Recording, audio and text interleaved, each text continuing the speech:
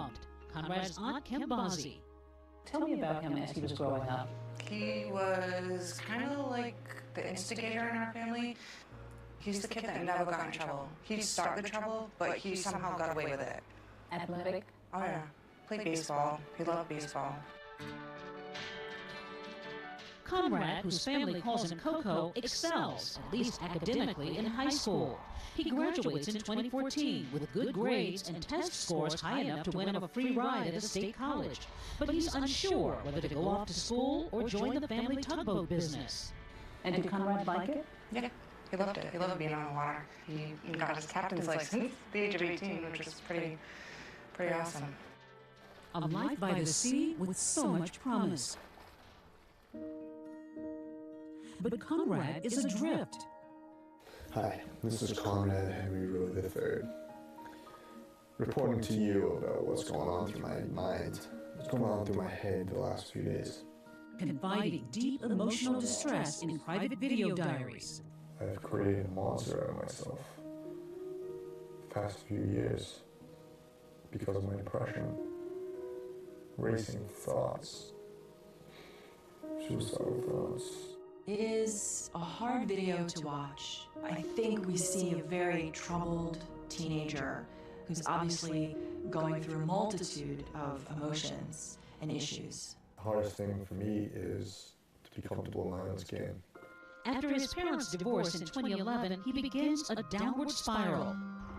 Depression, a stay in a psychiatric facility, and several attempts at suicide.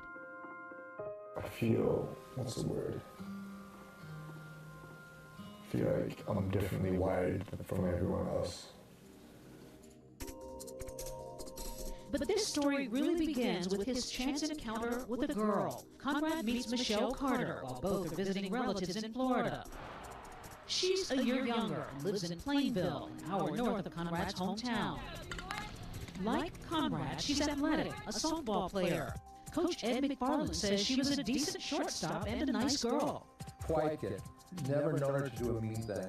Would do whatever she could to help you in the process. Classmates would later vote Michelle most likely to brighten your day. But Sarah Congi, a reporter for ABC Boston affiliate WCDB, says Michelle was also struggling. She suffered from depression, and she had an eating disorder. We know she took antidepressants. Something that seemed to bother Michelle most, making and keeping friends. But Michelle's new friend Conrad apparently fills the void. They fall into an intense Facebook, texting, all hours of the day and night, on again, off again, virtual romance. One even Conrad's mother knew very little about.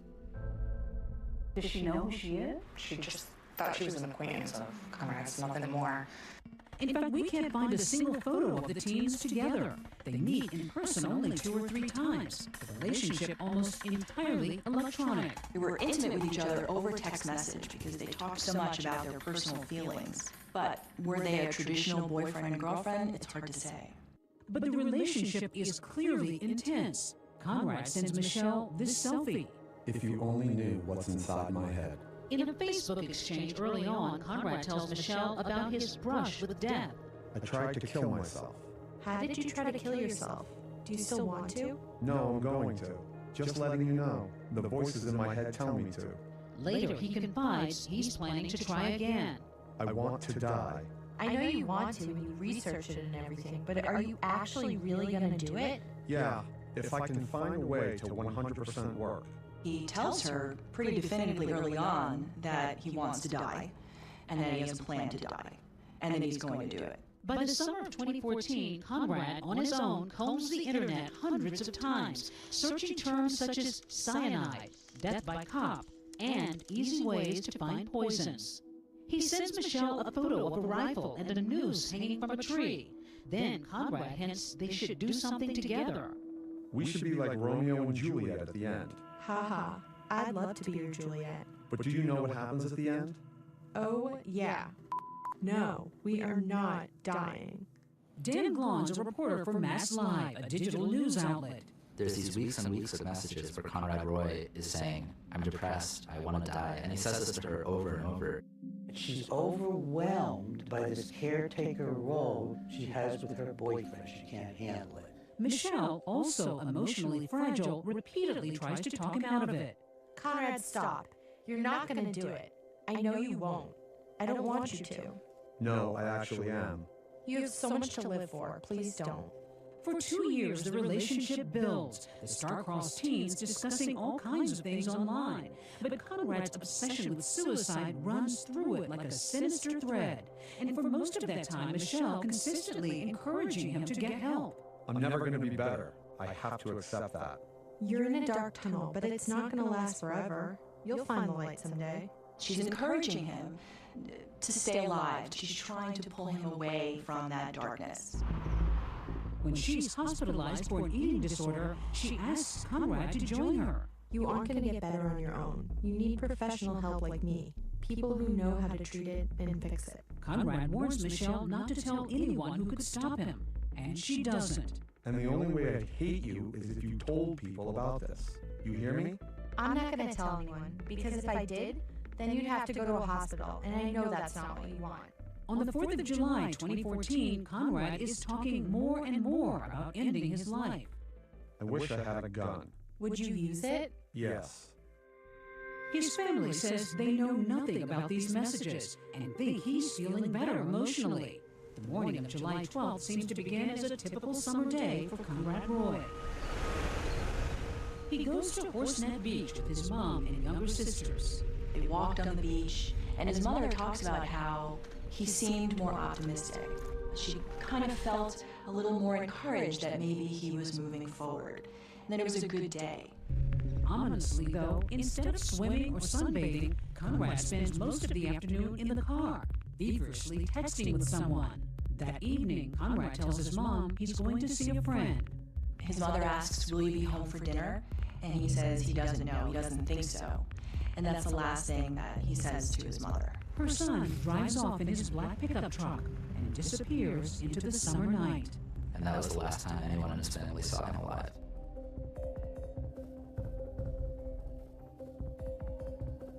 The search is on for missing teenager Conrad Roy. He had driven off from his mother's house in Fairhaven, Massachusetts on a Saturday evening, supposedly to visit a friend. But by Sunday morning, he still wasn't home. You could tell she was worried. And I said, well, you really need to call the authorities and see if they can start searching for her. With no word from her son, a frantic Lynn Roy contacted the Fairhaven Police Department. An officer was soon on the case and began searching. He wound up in this Kmart parking lot. And I saw in the corner of my eye a black F-250 parked over there. Parked right over here. Right over there. Fairhaven officer Dave Correa finds the black pickup truck. Conrad's lifeless body behind the wheel. He's gone, his life over at age 18.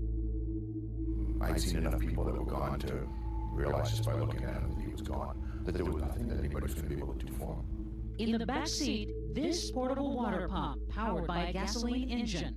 Running that engine with the windows closed filled the truck with a lethal cloud of carbon monoxide gas, enough to kill anyone inside in 20 minutes flat. Deadly as a loaded gun. It's immediately clear that it's a suicide. They contact his parents, and Lynn Roy learns that her son has died. And I just grabbed my sister and hugged her as tight as I could, and she... How did you even wrap your mind around that? You can't. There's no way. He was a kid. He was ours. He was our kid. Conrad had left notes at home for his family and Michelle Carter. He thanks her for being there for him, for supporting him, for sticking with him as he went through all these struggles and mental health problems. Immediately, Conrad's grieving family is comforted by a friend of his they had scarcely known existed, Michelle. She begins trying to establish a relationship with Conrad Roy's family, with his mother Lynn and his younger sister Candid, telling them that Conrad would have wanted them to stay strong and to not break down over him. She begins texting, calling, emailing. I am so sorry I didn't do enough to save him. I have never tried harder in my life to help fix someone. Michelle, who most of Conrad's family and friends had never met, also attends his wake and his funeral. And Michelle Carter was showing up at these various times. Yeah. And even asked for part of his ashes? Yeah, she wanted to go through his room and take some of his belongings. What did you all make of that? That's when things started to get a little weird. It was like, yeah, you don't do that. One thing that she does is she begins organizing a charity baseball tournament for Conrad. On a Facebook page, she says she wants to be an anti-suicide activist.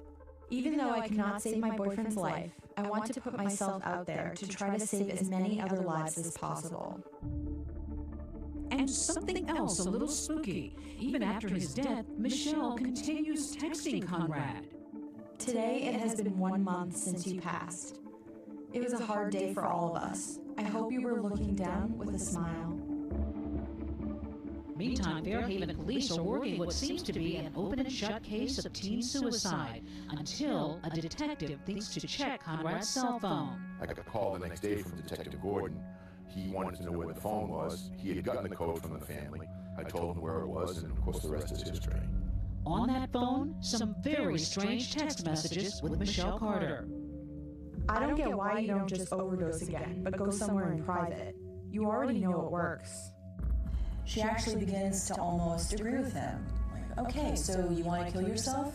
When are you going to do it? How are you going to do it? You're really going to do this? Yeah. Okay, there's no turning back now. Starting about on July 2nd, she starts saying, "Are you serious? Like, you should just do it." In early July, after Conrad apparently fails to go through with an overdose of sleeping pills, police say Michelle seems not relieved, but irritated. I knew you weren't going to try hard. I feel like such an idiot. Why? Because you didn't even do anything. And I poured my heart out to you thinking this was going to be the last time I talked to you. I thought you really wanted to die. But apparently you don't. I feel played and just stupid. She's almost bullying him about it. Tonight? Eventually. See, that's what I mean. You keep pushing it off. Authorities are stunned to find that in the last week of his life, Michelle asks Conrad when he's going to kill himself more than 40 times. When are you going to do it? I'll let you know when. Well, is it going to be soon? Whenever he had doubts, she diminished them. Whenever he had guilt about leaving his family, she assured him that she would comfort them. Everyone will be sad for a while, but they will get over it and move on. It seems everyone's talking about teen suicide. The Tony Award-winning musical Dear Evan Hansen taking on that difficult subject.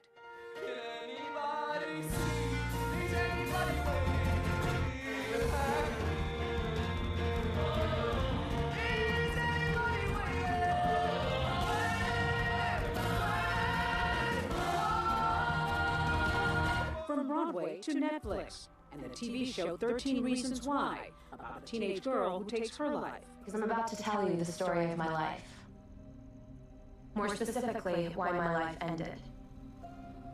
And if you're listening to this tape, you're one of the reasons why. But for Conrad Roy, the angst was not entertainment. It was all too real. Hi, this is Conrad Roy. I'm going to talk to you about social anxiety. The 18-year-old documents his despair in secret video diaries just weeks before his death. What I'm doing is looking at myself so negatively, looking at myself minuscule, little particle, faces that are it's no good, trash, will never be successful, never have a life, never have kids, never learn. Now, police investigating his suicide are searching through his phone and all his electronic exchanges with Michelle Carter. They're beginning to suspect her role in his death was not as innocent as it first appeared, mostly because of messages like this one. Hanging is painless and it takes like a second if you do it right.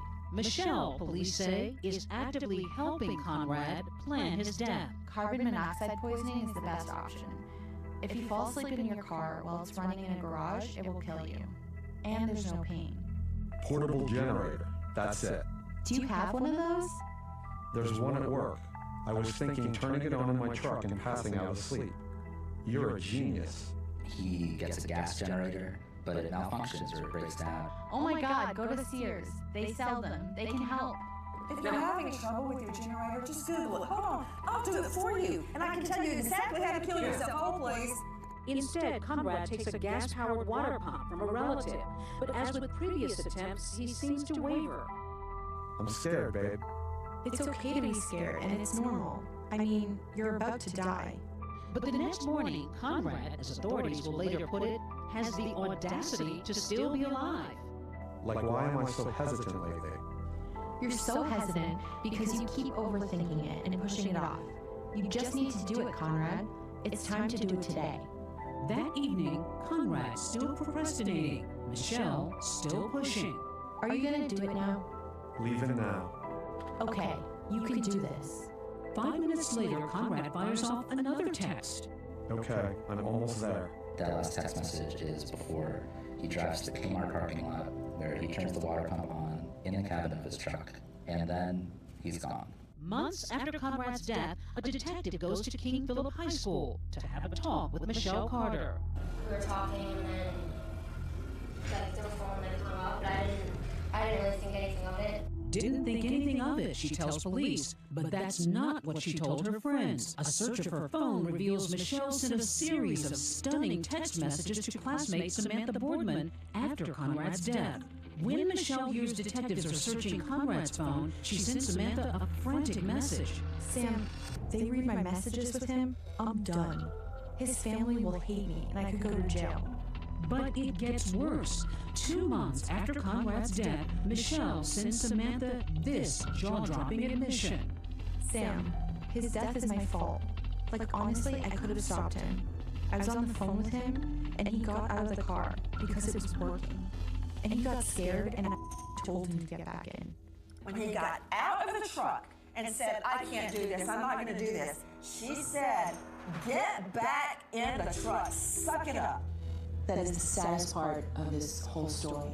The truck is filling up with carbon monoxide, and he gets out. And she tells her friend Sam that she told Conrad to get back in the truck.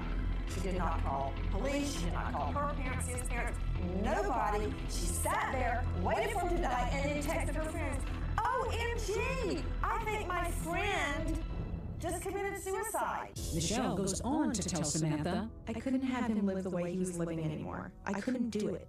I wouldn't let him. I could have stopped him, but I did it. We asked former prosecutor Nancy Grace and ABC chief legal analyst Dan Abrams to discuss the case. Is the question whether words can kill? Is that what it is? More than words, much more than words. She researched modes of death. She said you could hang yourself, you could put a plastic bag over your head, you could shoot yourself in the head. And the reason that she did that is because he asked her for help. He's the one who drew her into this thing from the beginning. How would you describe this relationship between these two young people? Tragic. That's how I would describe it. It was Conrad Roy laying a lot of his baggage on Michelle Carter, and he consistently bombarded her with his suicidal thinking. I don't think that she helped him kill himself. I think she forced him to kill himself. You think she is the cause of his death? Yeah, I think if it wasn't for her, he'd still be here. The text messages may sound horrible, but are they a crime? Prosecutors say yes. And 6 months after Conrad Roy's death, a grand jury agrees that Michelle Carter's words are a weapon, indicting her on a charge of involuntary manslaughter. That trial making national headlines. The teenage girl is facing charges in another teen's suicide. The young woman is now charged with manslaughter after her then-boyfriend killed himself. We've never heard of a story like that before, a charge like that before, a case like that before. What's novel about it is the technology, that we don't have to be at the crime scene, that we can still be present when somebody's committing a crime because we're on the phone with them, we're talking to them, we're in their head. She was virtually present.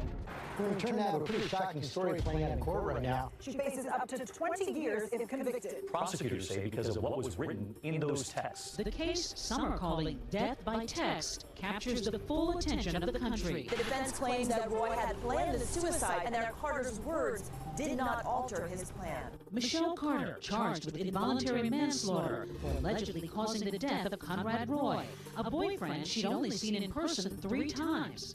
It's a controversial accusation. This was new legal territory. This was potentially precedent-setting in the state of Massachusetts, that someone could be held accountable for involuntary manslaughter based on their words, or in this case, their texts. Can you be responsible for killing someone from miles away with words alone? What she said is reprehensible, and it is just bone-chilling. But that's a separate question from, is it criminal? On the day of jury selection in Michelle Carter's manslaughter trial in Taunton, Massachusetts, the case takes a whiplash turn. Today was supposed to be the day that they would begin the process of selecting 16 jurors for this trial. But in a relatively surprise move, first thing this morning, Michelle Carter chooses not to have a jury decide her fate. Has anyone promised you anything or threatened you in any way to make you forego your right to a jury trial? No. Carter puts her fate in the hands of one man, Judge Lawrence Moniz. Mistake? Big mistake. What might the defense have hoped to gain by going for a bench trial? I think the defense was afraid of the response that a jury would have to these texts. Terrible. They're very insidious. And so I think that you are hoping that a judge will be able to view it in a more rational and maybe focus on issues like causation and the definition of the statute, as opposed to how horrible the texts are. And so the trial begins. She assisted and devised and advised and planned his suicide. She pushed him to kill himself sooner rather than later, and she mocked him when he chose to delay his death. Prosecutors Mary Claire Flynn and Katie Rayburn laying out the case and a motive. If you really look at it, Your Honor, she's really desperate for attention. Look at me, I lost my boyfriend. You presented her as a girl who was manipulating, who was looking for attention. She wanted him to die, it appears, to gain attention or to gain friendships or get girls to like her more. She used him as a pawn in her sick game. The prosecution's first witness, Conrad's mom, Lynn Roy. So you said that you brought him to either a hospital in October of 2012? October 3rd. What was the reason for that? Because he was having suicidal thoughts. Prosecutors called 14 witnesses. The officer who found Conrad in the parking lot appears to be Mr. Conrad Roy. The medical examiner who determined it was carbon monoxide that killed him, and most important, Michelle Carter's classmates, those girls she so desperately wanted to befriend. With 8:25, does Michelle Carter send you now another text that you received later on that night? Yes. What did she tell you? I think he just killed himself. She testifies about that incriminating text from Michelle. I was on the phone with him, and he got out of the car because it was working. And he got scared. And I told him to get back in. Isn't that pretty incriminating stuff? Yeah. Yes. She goes on to say, I could have called police. I could have called his family. But she didn't. What she did do within 3 minutes is start texting the guy she was trying to date and her other friend, Sam Boardman, and talking to them about, oh, it's all about me. What am I going to do now? She essentially put him back into a gas chamber. She listened to him gasp for air, take his last breath, and die. And she did nothing. Michelle's defense resting nearly entirely on one witness, psychiatrist Peter Bregan. How could the girl who's most likely to brighten your day encourage her boyfriend to take his life? The short explanation is she thought that was the only way to help him. She had had a drastic change in medication 3 months earlier. Dr. Bregan testifies Michelle was under the influence of involuntary intoxication caused by her antidepressants, and she was overwhelmed by what he calls Conrad's abusive talk of suicide. She didn't want him to take his life. She said, "You don't want to take your life. You don't want to." She said this to her for 2 years. Until she eventually says, do it. She said, if that's what you want, do it. She breaks. She breaks under his pressure, under the drugs. What did you make of the psychiatrist I saying couldn't she was believe that involuntarily they even tried intoxicated? that. She's a teenager. She's got emotional troubles and she's taking Yes, she's evil. That is her trouble. What doesn't the world understand about Michelle Carter? That she loved Conrad Roy. She really cared for Conrad Roy. She thought she was supporting what he wanted. And she even talks about it in her texting. You're going to go to heaven, as he talked about. You're going to be a great angel. After 6 days of testimony, the fast-moving trial wraps up with closing arguments. It's a new day and age, Your Honor, and the phones that we have now allow you to be virtually present with somebody. People fall in love on the internet and via text. People bully via text and the internet, and you can encourage someone to die via text and you can commit a crime via text. You can look at various text messages as well as the psychological records. You will see that Mr. Roy himself stated to Michelle Carter, "I want to die." Straight out, those words, "I want to die." This is not a homicide. Michelle Carter did not kill Conrad Roy. It's sad, it's tragic, but it's just not a homicide. She absolutely knew it was wrong, and she absolutely caused the death of this 18-year-old boy. And I ask you to find her guilty. June 16, 2017. Decision day at the usually quiet courthouse in historic downtown Taunton, Massachusetts. The press out in full force, anticipating Judgment Day for Michelle Carter. She strides into court, escorted by court officers and her defense team. Then upstairs to hear the judge's decision on whether she caused the death by suicide of boyfriend Conrad Roy. It was a packed courtroom, and many relatives of Conrad Roy were filling the first couple of rows. More than a half dozen white-shirted court officers stand guard near the Carter and Roy families. The right side, the first few rows filled with Conrad Roy's relatives. The left side, Michelle Carter's parents. Judge Lawrence Moniz is ready to deliver a verdict in the involuntary manslaughter trial of Michelle Carter. She's opted against a jury. We obviously expect him to say guilty or not guilty, but he chooses to give an explanation to his verdict. To provide some context for the decisions that have been made. As the judge begins to read, Michelle appears shaken, displaying the most emotion she's shown during the entire trial, her attorney taking her hand. This court first finds that the actions taken by Ms. Carter Are you going to do it tonight? constituted wanton and reckless conduct by her. The Commonwealth has not proven that said behavior caused the death of Mr. Roy. Hearing that, Michelle lets out a sob. He starts off by saying that it was not reasonable behavior, but that didn't make him kill himself. Conrad's aunt, Kim Bozzi, sits in the tense courtroom. So when Judge Moniz starts offering his verdict, and it sounds at one point that maybe she's going to be acquitted. Yeah, it was kind of like a roller coaster emotion. All I could think about was Conrad and how she has to be held accountable. She has to be. Like, there's no way we went through all of this, you know? I thought it was going very well. It sounded like he was going to acquit her. But the judge goes on. However, this court finds that instructing Mr. Roy to get back in the truck constituted wanton and reckless conduct by Ms. Carter, creating a situation where there is a high degree of likelihood that substantial harm would result to Mr. Roy. If the judge had written this for maximum dramatic tension, I don't think he could have done a better job. For 15 minutes, this courtroom was dead silent. I could hear my pen scratch down my notepad when I was taking notes. She called no one. And finally, she did not issue a simple additional instruction. Get out of the truck. Ms. Carter, please stand. This court, having reviewed the evidence and applied the law thereto, now finds you guilty. Michelle Carter, now 20 years old, guilty of involuntary manslaughter. When you heard guilty, Oh my God. 3 years of going through this, I felt good.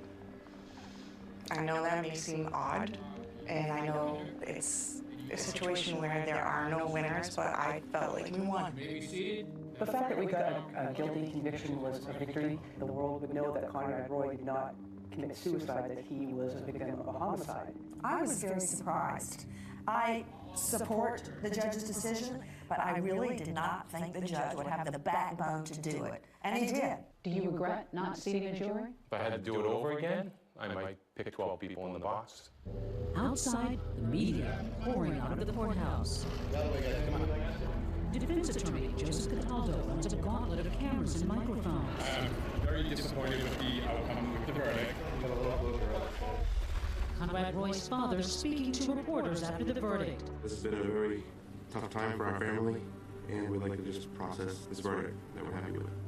Prosecutor Katie Rayburn reminds everyone that, in the end, this case was about an 18-year-old boy, Conrad Roy.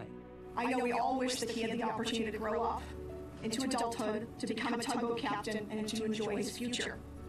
As she speaks, Conrad's father overcome with emotion. Given the nature of this case, I would like to conclude by reminding everyone that if you have a loved one in need, or you know someone in need of help, please tell someone. A court has decided that words can kill. Are you gonna do it now? Yes, she was guilty of involuntary manslaughter, but does she deserve to be in jail? Now words will also dictate the fate of Michelle Carter. Will her words send her to prison for 20 years? The courthouse in Taunton, Massachusetts, where Michelle Carter's future will be decided, is a modern building. A fitting location for this most modern of crimes.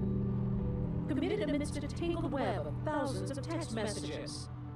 From her arrest in 2015 through her trial, Michelle Carter has not spent a day in jail. Michelle Carter continues to live her life. In those 3 years, despite all of this going on, she's been free on bail and has continued to do all the things that 17, 18, 19-year-olds have done. But that could all change. Just hours ago, Michelle Carter back in court for sentencing on that involuntary manslaughter conviction in the death of Conrad Roy. What a travesty. There is no earthly reason why Conrad Henry Roy should not be here today. Her actions killed Conrad Roy. Ms. Carter does not pose a danger to the public. I suggest that this sad, tragic manslaughter was a very unusual set of circumstances unique to these two individuals. Conrad's sister fighting back tears, telling the judge how much she misses her big brother. Not a day goes by without him being my first thought waking up, and my last thought going to bed. And his dad grappling for answers. Where was her humanity? In what world is this behavior okay and acceptable? Judge Lawrence Moniz addressing the hushed courtroom. This is a tragedy for two families. Everyone is entitled to a decision devoid of any emotion with respect to this case. The judge has the option of just sentencing her to probation, no jail time, or a maximum of 20 years in prison. I think any time is too much. I think the fact that they found her guilty is too much.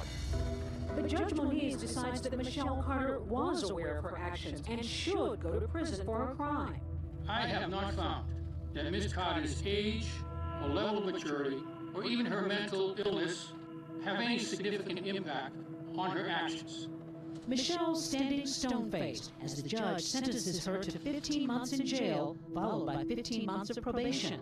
And in a surprise move, allowing her to remain free pending appeal.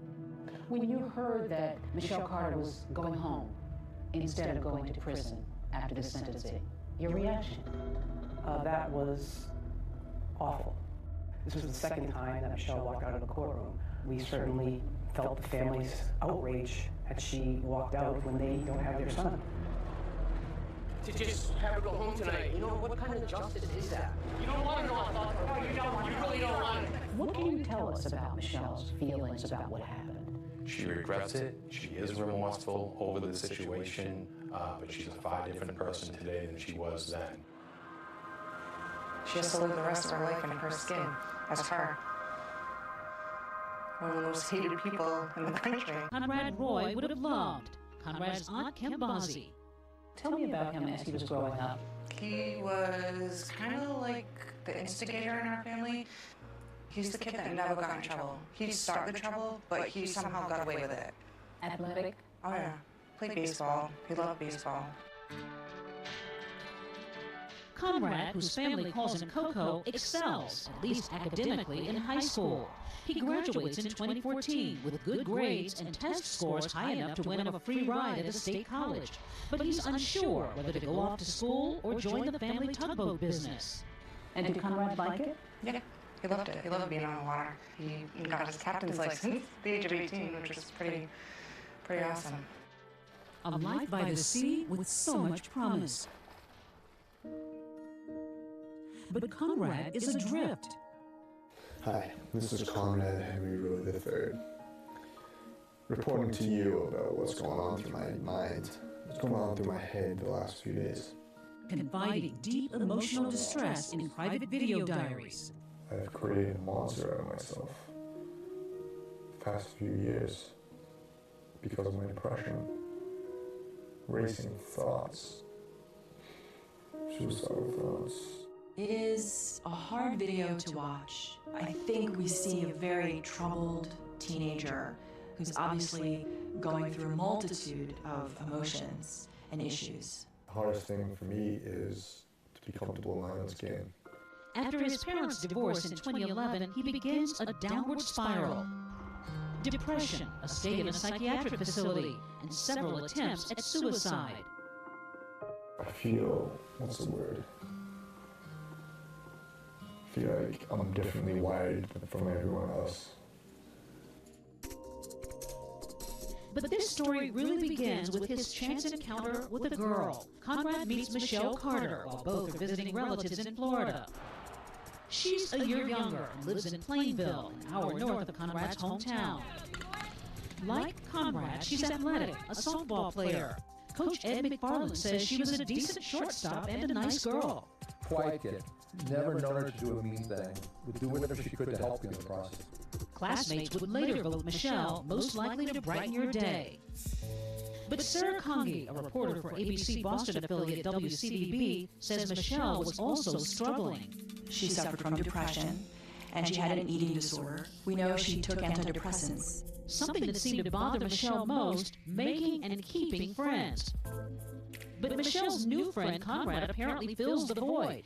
They fall into an intense Facebook, texting, all hours of the day and night, on again, off again, virtual romance. One even Conrad's mother knew very little about. Does she know who she is? She just thought she was an acquaintance of Conrad's, nothing more. In fact, we can't find a single photo of the teens together. They meet in person only 2 or 3 times. The relationship almost entirely electronic. They were intimate with each other over text message because they talked so much about their personal feelings. But were they a traditional boyfriend and girlfriend? It's hard to say. But the relationship is clearly intense. Conrad sends Michelle this selfie. If you only knew what's inside my head. In a Facebook exchange early on, Conrad tells Michelle about his brush with death. I tried to kill myself. How did you try to kill yourself? Do you still want to? No, I'm going to.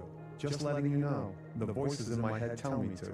Later, he confides he's planning to try again. I want to die. I know you want to when you research it and everything, but are you actually really going to do it? Yeah, if I can find a way to 100% work.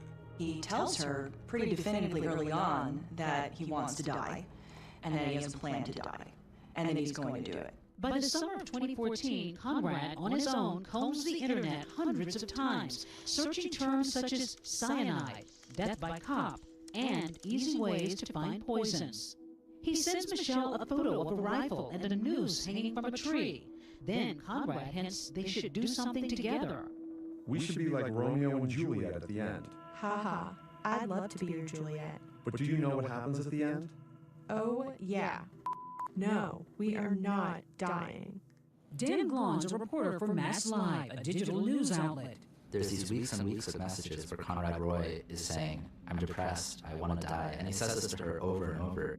She's overwhelmed by this caretaker role she has with her boyfriend. She can't handle it. Michelle, also emotionally fragile, repeatedly tries to talk him out of it. Conrad, stop. You're not going to do it. I know you won't. I don't want you to. No, I actually am. You have so much to live for. Please don't.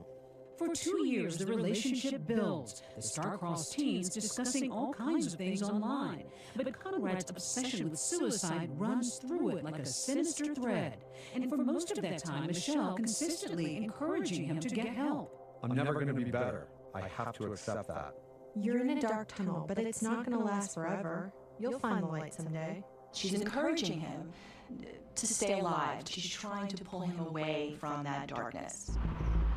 When she's hospitalized for an eating disorder, she asks Conrad to join her. You aren't going to get better on your own. You need professional help like me. People who know how to treat it and fix it. Conrad warns Michelle not to tell anyone who could stop him. And she doesn't. And the only way I'd hate you is if you told people about this. You hear me? I'm not going to tell anyone, because if I did, then you'd have to go to a hospital, and I know that's not what you want. On the 4th of July, 2014, Conrad is talking more and more about ending his life. I wish I had a gun. Would you use it? Yes. His family says they know nothing about these messages and think he's feeling better emotionally. The morning of July 12th seems to begin as a typical summer day for Conrad Roy. He goes to Horseneck Beach with his mom and younger sisters. They walked on the beach, and his mother talks about how he seemed more optimistic. She